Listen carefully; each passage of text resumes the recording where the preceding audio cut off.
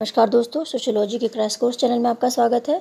और हम assistant professor का क्रैश कोर्स पढ़ रहे हैं, जिसमें यूनिट 3 का पार्ट 12 यानी लास्ट पार्ट है। और जो कॉन्सेप्ट वाली चीज़ें हैं, जो ज़्यादातर वही सब चीज़ें पूछी जाती हैं। आप जानते ही हैं कि आप असिस्टेंट प्रोफेसर की तैयारी कर रहे हैं, इसीलिए मैं अवधारणाओं को ज़्यादा आपके सामने पेश करती हूँ, ज़्यादा प्रस्तुत करती हूँ कि यदि आपके कॉन्सेप्ट क्लियर हो जाएंगे तो तथ्य तो आप कहीं से भी पढ़ लेंगे। ठीक है, तथ्य आपने बहुत पढ़े होंगे और आप मेरे जो क्वेश्चंस मिलेंगे आपको वो भी तथ्य से ही रिलेटेड होंगे, तो उसमें भी आपके फैक्ट तैयार होंगे। जितने मैं क्वेश्चंस देती हूँ आपको, वो क्वेश्चन ऐसा नहीं कि आपने लगाया नहीं लगाया फिर आपने उसको साइड में कर दिया, उसके आंसर आपको याद करने होंगे, क्योंकि वो उसमें से बहुत से प्रश्न आपको मिलने वाले हैं। ठीक है, अगर एक यूनिट से आपको 60 क्वेश्चन 70 क्वेश्चन मिल जा रहा है तो एग्ज़ाम में जो प्रश्न बनेगा वो सारे यूनिट से बनेगा। 2-2 3-3 क्वेश्चन 4-4 क्वेश्चन लिया जाएगा। ठीक है, तो इसका मतलब ये है कि यदि एक यूनिट से आप ज़्यादा प्रश्न पढ़ते हैं तो आपका एग्ज़ाम में सिलेक्शन होने के चांस ज़्यादा रहते हैं। ठीक है, क्योंकि यही सब प्रश्न पूछे जाएंगे और ज़्यादा प्रश्न इसमें बन नहीं रहा है। ठीक है, अभी आपकी और भी टेस्ट सीरीज चलेगी, इसमें टेस्ट लिया जाएगा तो और भी ज़्यादा क्वेश्चन इसमें तैयार करा दिया जाएगा। ठीक है, तो कुल मिलाकर देखा जाए तो मेरे जो क्वेश्चन होते हैं वो आपके लिए बहुत ज़्यादा बेनिफिशियल है। ठीक है, इसी में से प्रश्न आएगा तो आप उसको बहुत अच्छे से पढ़िए। ये एक प्रकार का गेस्ट क्वेश्चंस भी होता है और मैंने इसको गेस्ट क्वेश्चन के रूप में आपको देने के लिए सोचा था कि 1000 या फिर 1500 आपको दिया जाए, तो ये आपको टेस्ट के माध्यम से मिलेगा। ठीक है, और जैसे ही कोर्स कंप्लीट होता है, कोर्स मैंने सोचा है जून तक ख़त्म कर दूं, तो कोर्स अगर कंप्लीट होता है तो उसके बाद आपका केवल टेस्ट लिया जाएगा। हफ्ते में 2 बार या फिर 3 बार टेस्ट लिया जाएगा एग्ज़ाम के 15 दिन या फिर 20 दिन पहले तक। ठीक है, उसके बाद आपको पूरी तरह से छोड़ दिया जाएगा और शायद तब ये ग्रुप भी ख़त्म हो जाए। ठीक है, क्योंकि अगर ग्रुप रहेगा तो आप फालतू के मोबाइल में हमेशा झांकते रहेंगे कि कुछ हुआ कि नहीं हुआ, क्या नहीं। तो इसलिए क्या होगा कि आप बिल्कुल कंसंट्रेट होकर मोबाइल को साइड में रखकर सारी दुनिया से कटकर आप तैयारी करें। इसलिए 20 दिन पहले या फिर 25 दिन पहले ये ग्रुप जो है वो फिनिश हो जाएगा, ख़त्म हो जाएगा। ठीक है, और टिप्स एंड टेक्निक्स की वीडियो भी आपको जल्द ही मिल जाएगी। ठीक है, क्योंकि इधर ग्रुप में बहुत मेहनत पड़ जा रही है। मेरी टाइप करने वाली लड़की भी नहीं है इस समय, उसकी शादी हो गई है तो मुझे ये सब करना पड़ रहा है, इसलिए जो उसका टाइम नहीं मिल पा रहा है। ठीक है, तो उसका जैसे ही समय मिलता है, मैंने सब पॉइंट नोट किया हुआ है और वो मिल जाएगा आपको। फिर देखिए, हम आज पढ़ते हैं कि जो चीज़ें बची हुई हैं और उसमें क्या क्या है। ठीक है, देखिए केंद्रीय प्रवृत्ति का जो मापक होता है और जिसमें बहुलक वगैरह होता है, तो उसमें सवाल नहीं पूछा जाता है कि इसमें क्या है। ठीक है, कभी कभी ऐसा होता है कि इसमें कौन सा बहुलक है। कठिन सवाल बिल्कुल नहीं होंगे, ऐसा ही सवाल होगा कि आप एक ही नज़र में देख के उसको कर लें। ठीक है, अभी मैं आपको समझाती हूँ। पैमाने के प्रकार कौन कौन से, सबसे पहले पैमाना देख लीजिए। बहुत पैमाना पूछता है तो 2 प्रकार के पैमाने होते हैं, एक होता है मनोवृत्ति पैमाना और दूसरा होता है संस्थागत चीज़ों को मापने का पैमाना। ठीक है, तो हम देख लेते हैं। तो एक व्यक्तिगत होता है, एक सामूहिक होता है। व्यक्तिगत में देखिए कौन कौन सी चीज़ें आती हैं। व्यक्तिगत में देखिए समाजशास्त्र और मानव शास्त्र में मनोवृत्ति का महत्वपूर्ण स्थान होता है। ठीक है, मनोवृत्ति क्या है? एक संभावित व्यवहार, यानी हम अपने मन में सोचते हैं कि हम ऐसा करेंगे। इसके द्वारा यह ज्ञात किया जाता है कि व्यक्ति संभावित परिस्थिति में कैसा व्यवहार करेगा। ठीक है, तो मनोवृत्ति पैमाना क्या है? हमारे दिमाग में जो चीज़ें चलती हैं कि हाँ हम कॉलेज जाएंगे तो हम ऐसा सोचेंगे, हम बच्चों की ये चीज़ बताएंगे, तो ये हमारी मनोवृत्ति हो गई। तो बताते समय हो सकता है हम वैसा ना बता के कुछ और बता दें। ठीक है, तो ये क्या हो गया? ये रियलिटी हो गई। तो मनोवृत्ति और रियलिटी में थोड़ा सा अंतर होता है कभी कभी, और कभी कभी ऐसा होता है कि जैसा हमने सोचा वैसा ही बता दिया। ठीक है, पहला देखिए अंक पैमाना है। ठीक है, अंक पैमाने में क्या होता है कि विभिन्न परिस्थितियों के बारे में सूचनादाता से राय ली जाती है कि आप घर में रहते हैं तो क्या खाना पसंद करते हैं, आप बाहर जाते हैं तो आप क्या खाना पसंद करते हैं। ठीक है, तो आपके घर में आपको सबसे ज़्यादा कौन पसंद है, बाहर जाते हैं तो आपको क्या पसंद है। ठीक है, ऑफिस में जो है वो क्या चीज़ पसंद है, घर पे क्या चीज़ पसंद है। ठीक है, तो इस तरह से पसंद नापसंद के बारे में पूछा जाता है कि आप इसके अलावा मान लीजिए आपको फिल्म इंडस्ट्री से क्वेश्चन पूछा जाता है तो आपको 10 एक्टर्स के नाम दे दिए जाएंगे और उसमें बताया जाएगा जो सबसे ज़्यादा नापसंद हो उनके आगे आप क्रॉस बनाते चलिए। ठीक है, तो आपने क्या किया, एक के आगे क्रॉस बनाया, तीसरे के आगे बनाया, 7वें के आगे क्रॉस बनाया। ठीक है, तो इस तरह से आप क्रॉस बनाते चले गए। तो आप जिसके बीच में आपने क्रॉस नहीं बनाया, यानी जिसके आगे आपने क्रॉस नहीं लिखा है, इसका मतलब वो एक्टर आपको पसंद है, तो उसको नंबर दिया जाता है। ठीक है, कि मान लीजिए हम अक्षय कुमार को 1 नंबर देते हैं। ठीक है, फिर हमने रजनीकांत को 1 नंबर दे दिया, फिर हमने किसी और बॉलीवुड एक्टर को 1 नंबर और दे दिया। ठीक है, तो हमारे 3 नंबर हो गए। तो इस तरह से अंक पद्धति में अंकों के माध्यम से पसंद नापसंद की बात की जाती है। अब देखिए थर्स्टन की सम विस्तार पद्धति क्या है। इस पैमाने में 4 चरण होते हैं। हमको बहुत विस्तार में नहीं जानना है, बस जानना है कि पैमाना है क्या, ताकि इससे रिलेटेड जो प्रश्न बने उन प्रश्नों को हम अच्छे से कर लें। ठीक है, इसमें क्या होता है कि व्यक्ति या समूह की राय जानने का प्रयास किया जाता है कि किसी चीज़ के बारे में क्या राय है। इसमें मनोवृत्ति के संपूर्ण विस्तार एवं स्तरों को अंकित किया जाता है।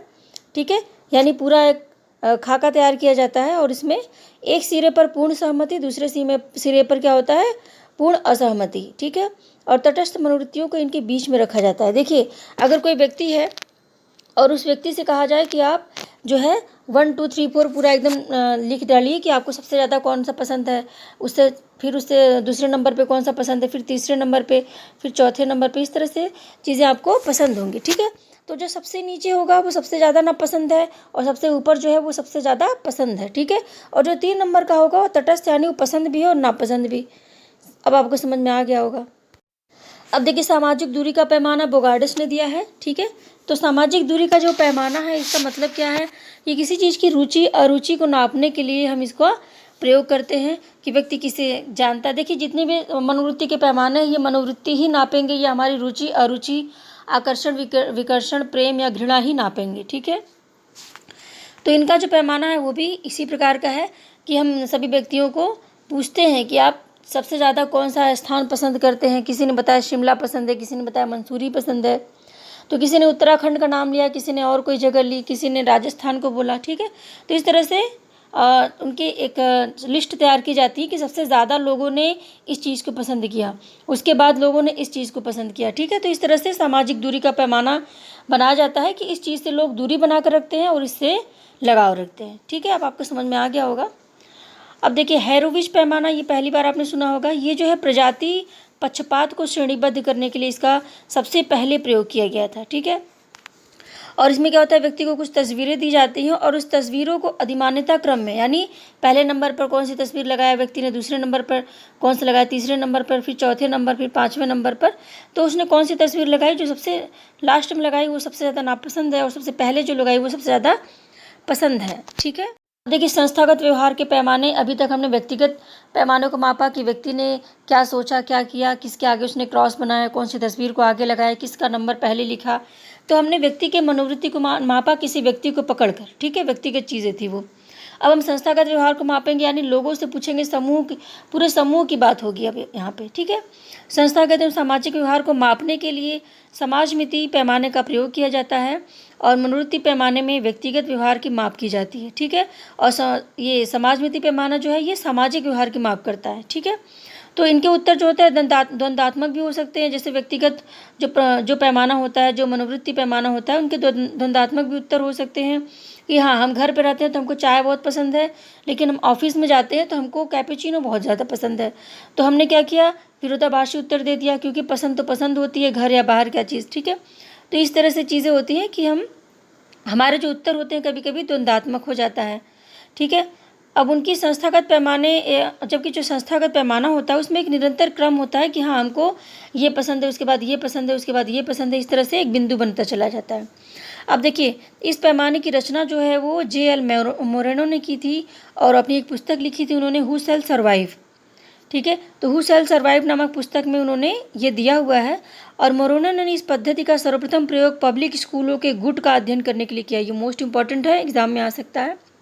और इसके माध्यम से व्यक्ति के सामूहिक व संस्थागत रुचि अरुचि का उन्होंने अध्ययन किया था कि ज़्यादातर बच्चे जो है वो किस टीचर को पसंद करते हैं। ठीक है, और ज़्यादातर बच्चे कैंटीन में खाना जब खाने जाते हैं तो उन्हें क्या पसंद है। ठीक है, तो वो पूरे समूह की बात की जाती है कि हाँ क्लास 3 में सबसे ज़्यादा ये पसंद है, क्लास 6 में ये ज़्यादा पसंद किया जाता है। ठीक है, ये टीचर जो है सबसे ज़्यादा इन क्लासेस में फेमस है। ठीक है, तो ये समूह की बात करता है। अब देखिए सांख्यिकी क्या होता है, जब तथ्यों को एक वचन या बहुवचन के आंकड़ों में प्रस्तुत किया जाए तो वह विधि सांख्यिकी विधि कहलाती है। ठीक है, यानी हमने क्या किया, फैक्ट जो है हमारे पास, जो तथ्य जो हमारे पास संख्याएं हैं कि हाँ इतनी संख्या जो है वो वृद्धों की है, इतनी संख्या महिलाओं की है, इतनी बच्चों की है, तो हमने क्या किया, उसको एक वचन या फिर बहुवचन में प्रस्तुत करना शुरू किया, वो सांख्यिकी विधि कहलाती है। सांख्यिकी की कुछ परिभाषाएं हैं, एग्जाम में कई बार आ चुका है तो आप देख लीजिए। यूल एम कंडाल के अनुसार समंक से तात्पर्य उन आंकड़ों से है जो पर्याप्त सीमा तक अनेक प्रकार के कारणों से प्रभावित होते हैं। ठीक है, तो इनका भी कथन है। और टिपेट के अनुसार जन सामान्य के लिए समंक केवल संख्याएं हैं और वह उसे सांख्यिकी विद समझता है जो वस्तुओं की संख्या की गणना करता है। ठीक है, यानी लोगों के लिए तो बस वो संख्या होती है, लेकिन इसका जो मेन वैल्यू होता है वो कौन समझता है? सांख्यिकी विद समझता है। ये बात किसने कही? ये टिप्पट ने कही है। और इस चीज़ को अगर तोड़ मड़ोड़ के भी प्रस्तुत कर दे तो आप ये एक थीम याद रखिएगा कि लोग संख्या को केवल संख्या समझते हैं, जबकि सांख्यिकी विद जो होता है उसका मूल्य समझता है। अब देखिए, आकेनवाल के अनुसार राज्य से संबंधित दोनों प्रकार के ऐतिहासिक व विवरणात्मक महत्वपूर्ण तथ्यों का संकलन ही समंक है। ठीक है। अब बोडिंगटन के अनुसार सांख्यिकी अनुमानों और संभाविता का विज्ञान है, यानी अनुमान और संभाविता का जो विज्ञान है वही सांख्यिकी है। बोडिंगटन का ये मोस्ट इंपॉर्टेंट कोटेशन है। अब यूल एंड कैंडॉल के अनुसार अयोग्य व्यक्तियों के हाथों में सांख्यिकी विधियां सबसे भयानक अस्त्र है। ये कई बार आ चुका है। ठीक है, तो ये भी याद रखिएगा।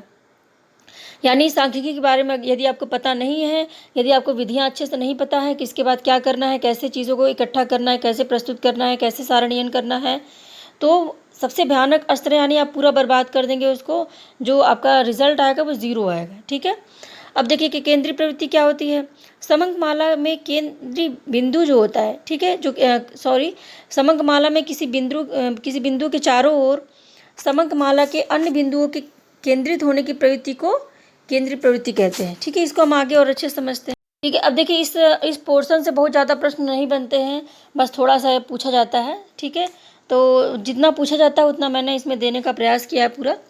सांख्यिकी माध्य क्या होता है? देखिए, माध्य का मतलब होता है समस्त सामग्री का प्रतिनिधित्व करने वाला स्पष्टीकरण। ठीक है, जो समस्त सामग्री है, जो लिखा हुआ है कि हाँ इतने गेहूं के बोरे हैं, इतने चावल के बोरे हैं, इतने दाल के बोरे हैं, इतना ये दाल है, उतना वो। ठीक है, तो हमने एक पूरा खाका बना कर रख दिया।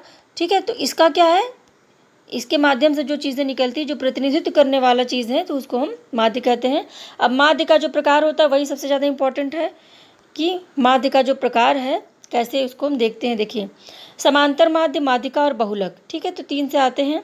माध्य जो होता है, माध्य का मतलब होता है पदों का मूल्य बटे पदों की संख्या। ठीक है, जैसे हमने यहाँ पर जो सांख्यिकी है, जो हमने श्रेणी बनाई है, उसमें हमने पदों का मूल्य यहाँ पर लिखा है 500, ये 1000, ये इतने का, ये इतने का, इतने का, तो हमने पूरा जोड़ लिया, आ गया कितना, 6000 आ गया। ठीक है, और पदों की संख्या मतलब 1 2 3 4 5 6, 6 बटे 6 कर देंगे, यानी भाग दे देंगे उतने में। ठीक है, यानी सबको जोड़ने के बाद जितना आता है उतना हम भाग दे देंगे, माध्य निकल जाएगा।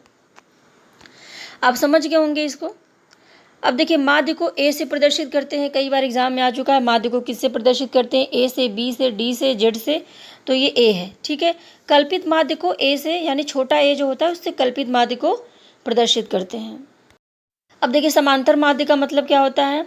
सामाजिक व आर्थिक समस्याओं के अध्ययन के लिए यह माध्य उपयोगी होता है, जैसे औसत। ठीक है, किसी चीज़ का औसत निकालना है कि हाँ ये हमारा औसत है, बीच की जो स्थिति होती है, बीच की जो संख्या होती है, उसी से औसत निकलता है। औसत उत्पादन हो गया, औसत आयात निर्यात, औसत व्यय, औसत आय, इसको ज्ञात करने के लिए समांतर माध्य हम प्रयोग करते हैं। इसमें देखिए बहुत ज़्यादा सवाल लगाने की ज़रूरत नहीं है, प्रश्न जो होता है सवाल के माध्यम से नहीं पूछा जाता है।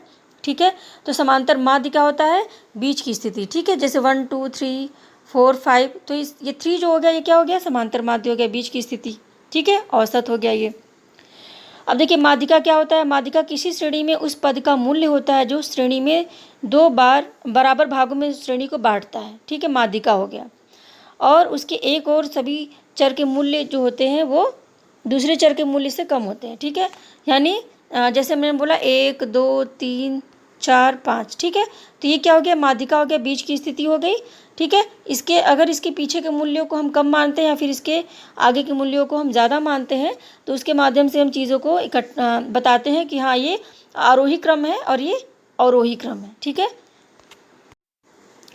अब देखिए, माध्यिका की कुछ चीज़ें जान लीजिए। एग्ज़ाम में जितना आता है उतना ही देने का प्रयास किया है, इसमें कोई सवाल लगाने की ज़रूरत नहीं है।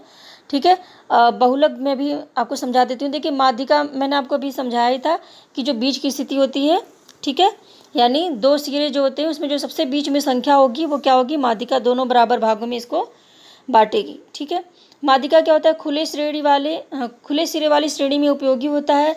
खुला श्रेणी मतलब ऊपर की संख्या को भी हम बढ़ा सकते हैं, नीचे की भी संख्या को हम बढ़ा सकते हैं। उस तरह से माध्यिका भी बढ़ता ही जाएगा। ठीक है। मान लीजिए जैसे मैंने आपको 5 तक गिनती बताई थी, उसके बाद यहाँ पे भी हमने एक संख्या बढ़ा दिया, यहाँ पर भी बढ़ा दिया, तो क्या होगा, माध्यिका बढ़ता के बीच वाली संख्या वही है। आप समझ गए होंगे। गुणात्मक विशेषताओं जिन्हें अनुक्रमणिक किया जा सकता है, यानी जिनको 1 2 3 4 5 के मतलब पूरे क्रम में लगाया जा सकता है। जैसे योग्यता है, सबसे ज़्यादा योग्य कौन है, सुंदरता सबसे ज़्यादा सुंदर कौन है, ईमानदारी सबसे ज़्यादा ईमानदार कौन है, ठीक है। उनके बीच की स्थिति इस तरह से हम लोगों को लिखते हैं। तो इनकी जो माप होती है वो माध्यिका के माध्यम से की जा सकती है। अब बहुलक देखिए क्या है। बहुलक का मतलब होता है किसी श्रेणी में सबसे ज़्यादा बार आने वाला, ठीक है। जैसे मैंने कोई संख्या दे दी 3 2 1 3 4 7 फिर 3, ठीक है। तो 3 कई बार आ गया, तो इस तरह से क्या हो गया, ये हो गया बहुलक, ठीक है। अब इसमें देखिए जो बहुलक का जो मूल्यों के अधिकतम संकेंद्रण का बिंदु, इसको मूल्यों के अधिकतम संकेंद्रण का बिंदु भी कहते हैं। तो जब पूछा जाए कि अधिकतम संकेंद्रण का बिंदु किसे कहते हैं, तो वो हो गया बहुलक। और इसकी जो बीजगणितीय विवेचना होती है वो संभव नहीं होती। तो ये भी एग्जाम में आ सकता है कि निम्न में से किसकी बीजगणितीय विवेचना संभव नहीं होती, ठीक है। मैं आपको क्वेश्चंस दूंगी तो आपको समझ में आ जाएगा कि ये सारी चीज़ें कैसे आपके लिए उपयोगी हैं, ठीक है। ओके फ्रेंड्स, तो आपको वीडियो पसंद आया होगा और जो चीज़ें मैंने समझाने का प्रयास किया है वो आपको समझ में आ गया होगा, ठीक है। और इससे बहुत ज़्यादा प्रश्न जो सवाल वगैरह के नहीं बनते हैं। बहुत ज़्यादा पूछता है तो सूत्र पूछ देता है, या फिर बहुलक में होता है कि कभी कभी श्रेणी कोई दे दिया, इसमें बहुलक क्या है, तो जो सबसे ज़्यादा बार आया है वही बहुलक है, ठीक है। तो सबसे ज़्यादा ही सरल सवाल होता है ये, तो बहुत टफ नहीं होता। और इसके अलावा जो और भी चीज़ें मैंने फैक्ट के रूप में इसमें बताया है कि जो बीच से बांटता है या फिर जो खुले श्रेणी का है, ठीक है। तो इस तरह से चीज़ें पूछा जाता है, तो आप उसको अच्छे से देख लीजिए, ठीक है। और वीडियो को लाइक ज़रूर कीजिए। आप वीडियो केवल देखते हैं, वीडियो को लाइक नहीं करते, तो प्लीज़ वीडियो को लाइक ज़रूर करें।